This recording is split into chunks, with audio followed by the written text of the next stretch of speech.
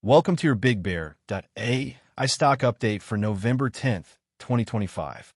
Bigbear.ai, ticker symbol BBAI, is trading at $5.68 on NYSE, up slightly by 0.44% today. The stock price ranged between $5.29 and $5.72, with a high volume of about 77 million shares. The company's market capitalization is around $2.1 billion, reflecting its position as a provider of artificial intelligence-powered decision intelligence solutions with a focus on national security, supply chain management, and digital identity.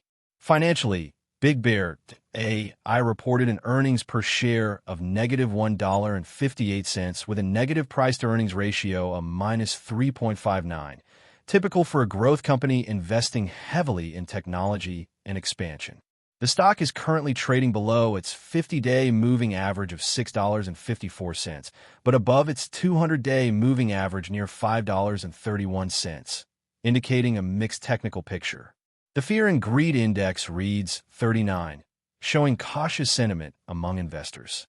For trading strategy, look for potential entry points near the 200-day moving average around $5.30 as a key support zone.